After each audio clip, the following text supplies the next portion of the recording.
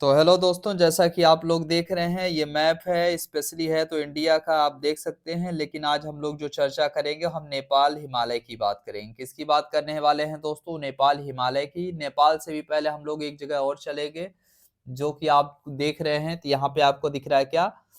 राकस। क्या दिख रहा है? राकस लेक। देखिए राकस लेक क्यों फेमस है? तो राकस लेक से एक नदी निकली है जिन्हें हम क्या बोलते हैं? सतलुज। क्या बोलते हैं? सतलज नदी बोलते हैं। ठीक है। वहीं जस्ट ऊपर आप देखेंगे तो आपको क्या मिल रहा है? लेक मानसरोवर। एल मतलब लेक है, लेक मानसरोवर। और लेक मानसरोवर से कौन सी नदी निकली है? सबको पता है, इंडस रिवर। इंडस रिवर मतलब सिंधु नदी। पता ही होना चाहिए, आई थिंक सबको पता होगा। चलिए अब हम लोग बात कर लेते हैं नेपाल की। तो देखिए नेपाल है, नेपाल में हर किसी को पता है दुनिया की सबसे ऊंची चोटी कहाँ है? नेपाल में माउंट एवरेस्ट के नाम से जानी जाती है। ठीक है, इतना क्लियर हो गया दोस्तों। लेकिन नेपाल की बात करें तो नेपाल हिमालय भी है। देखिए हिमालय तो जानते ही हो, पूरा का पूरा क्या है? कश्मीर से लेके ये पूरा नेपाल वाला है ना, ये उत्तराखंड वगैरह ये सब क्षेत्र क्या हैंगे? ये सब हिमालय के ही पार्ट हैं।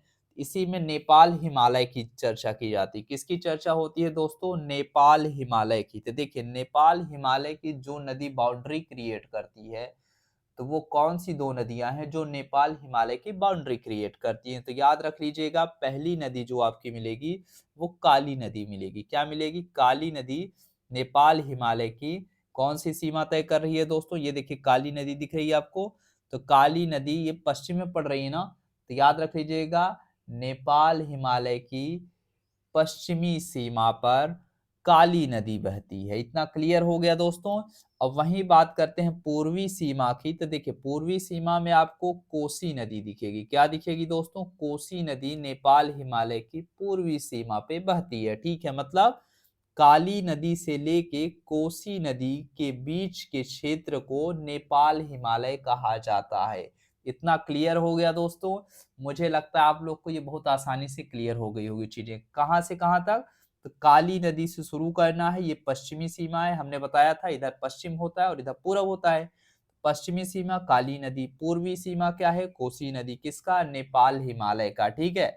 एक बात और हम लोग जान लेते हैं, नेपाल हिमालय अगर हम इतनी ही बात करें तो नेपाल हिमालय में है क्या चीज? तो पहली चीज आप बता दीजिएगा, टॉलेस्ट सेक्शन ऑफ हिमालयाज। मतलब अब ये कौन सी चीज है भाई? इसको बस इतना याद रख लेना है कि ये टॉलेस्ट सेक्शन ऑफ हिमालयाज मतलब हिमालय का सबसे ऊंचा क्षेत्र यही मिलेगा। कहाँ मिलेगा? नेपाल हिमालय में मिलेगा। ठीक है। जैसे कि जैसे कि आप माउंट एवरेस्ट बता सकते हो दोस्तों। क्या बता सकते हो? Mount Everest. माउंट एवरेस्ट क्या है? नेपाल हिमालय का सबसे ऊंचा क्षेत्र है। समझ में आया कि नहीं? नेपाल हिमालय क्या, इसे आप कह सकते हो दुनिया का सबसे ऊंचा क्षेत्र कौन सा है? माउंट एवरेस्ट वाला। मतलब नेपाल हिमालय में ही दुनिया का सबसे ऊंचा क्षेत्र मिलेगा। ठीक है, टॉलेस्ट सेक्शन मिलेगा। ठीक है दोस्तों, इतना क्लियर हो गया। अब वही हम बात करते हैं एक चीज और, यहाँ पे और ऊंची ऊंची चोटियां मिलती है। पहला तो आपको मिल गया माउंट एवरेस्ट, फिर इसमें आपको मिलेगा धौलागिरी। क्या मिलेगा? धौलागिरी। अब धौलागिरी आपको दिखेगी नहीं यहाँ। क्यों क्यों नहीं दिखेगी? क्योंकि ये फिजिकल मैप नहीं है, ये पॉलिटिकल मैप है। तो चलिए हम लोग चलते हैं फिजिकल मैप में देख लेते हैं। ठीक है, तो देखिए हम लोग आ चुके हैं, ये फिजिकल मैप है नेपाल का। किसका है दोस्तों? नेपाल हिमालय का है। तो नेपाल हिमालय जैसा कि आप देख रहे हैं, जैसे ही हम बात करेंगे किसकी? माउंट एवरेस्ट की। किसकी बात करेंगे? ये माउंट एवरेस्ट हो गया। तो दुनिया की सबसे ऊंची चोटी है। और याद रखिएगा माउंट एवरेस्ट क्या होता है, ईयर बाई ईयर इसकी जो क्या होती है चोटी पीक है वो बढ़ती ही जाती है। इसका एक रीजन है, हम बताएंगे कैसे। इंडियन प्लेट और यूरेशियन प्लेट की टक्कर की वजह से ये क्या हो रहा है, ईयर दर ईयर, साल दर साल क्या होता है, इसकी जो चोटी होती है थोड़ा बहुत बढ़ती ही जाती है। ठीक है ना, याद रख लीजिएगा। तो माउंट एवरेस्ट हो गया।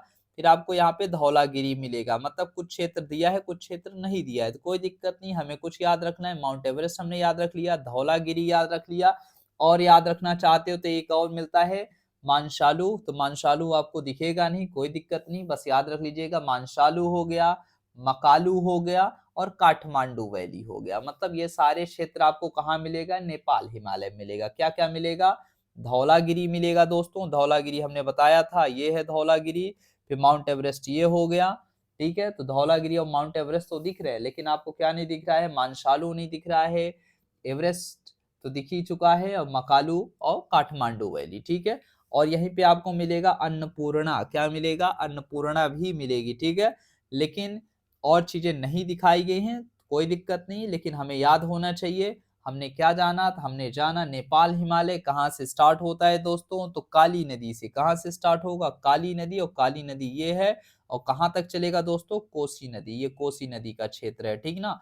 याद रख लीजिएगा। हाँ, कहोगे ये छोटा सा क्षेत्र छूट गया, भाई इतनी सारी चीजें नहीं ध्यान दी जाती हैं प्राकृतिक मैप के तौर पे, है ना, जो फिजिकल मैप की दृष्टि से हमने इसका फिजिकल डिवाइडेशन देखा है। किसका देखा है? भौगोलिक वितरण नेपाल हिमालय का, ठीक है।